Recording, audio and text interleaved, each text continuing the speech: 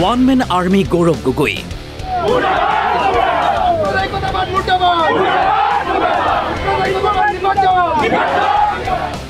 অশেষ চেষ্টা কৰিও ৰুদ্ধ কৰিব নোৱাৰিলে গৌৰৱৰ কণ্ঠ ইতিহাস ৰচি বৃহৎ ভোটৰ ব্যৱধানত জয়ী গৌৰৱ গগৈ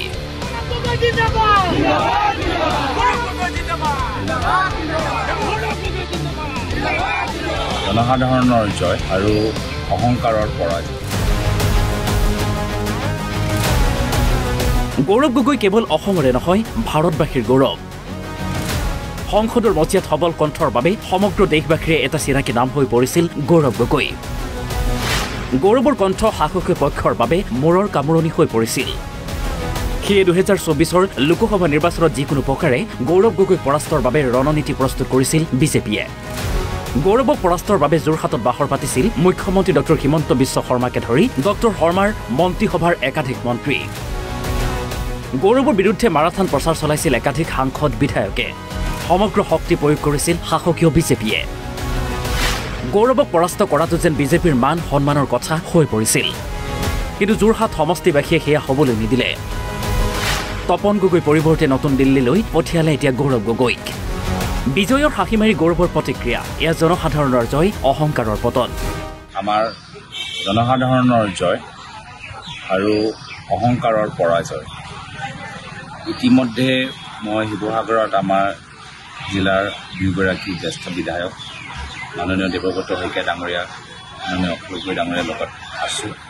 আৰু এইটো সামূহিক জয় সকলৰ অসমৰ জনসাধাৰণৰ আমাৰ বিৰোধী ঐক্য মঞ্চ কংগ্ৰেছ দলৰ আৰু এই ক্ষেত্ৰত যিমানে আমাক সহায় কৰিছে মই চবকে ধন্যবাদ কৃতজ্ঞতা জ্ঞাপন কৰিছোঁ আৰু ভাৰতবৰ্ষৰ ভিতৰতো যদি আপোনালোকে দেখা পায় এই বাৰ্তা আজি সমগ্ৰ ভাৰতবৰ্ষৰ ৰাইজে দিছে অহংকাৰৰ পৰাজয় লোকতন্ত্ৰৰ জয় আৰু ইতিমধ্যে আমাৰ গোটেই আমাৰ ৰিজাল্ট স্পষ্ট হোৱা নাই গধূলিলৈকে ইণ্ডিয়া এলায়েন্সৰ চৰকাৰো হোৱা সম্ভাৱনা আছে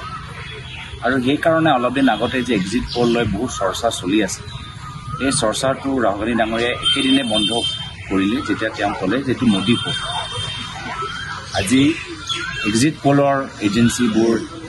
যিমানবোৰ আছে বিভিন্ন মিডিয়া চেনেল যিসকলে নিৰপেক্ষ ভূমিকা গ্ৰহণ কৰা নাই তেওঁলোককো পুনৰবাৰ আত্মবিশ্লেষণ কৰা সময়টো আহিল মোৰ ফালৰ পৰা মই ইমানেই ক'বলৈ বিচাৰোঁ যে প্ৰায় ডেৰ মাহ প্ৰায় দুই মাহ পৰা মই ৰাইজৰ মাজত এজন প্ৰতিনিধি হিচাপে আছোঁ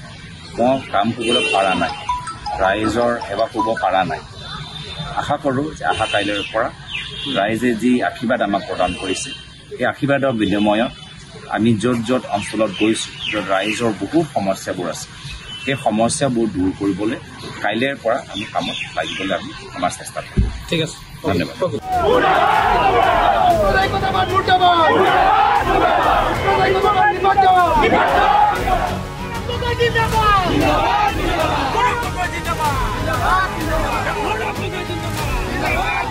জনসাধাৰণৰ জয় আৰু অহংকাৰৰ পৰাজয় news desk report NB news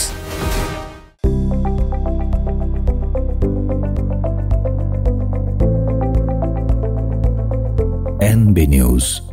সহজ সৰল ভাষাত নৱভাৰতৰ কথা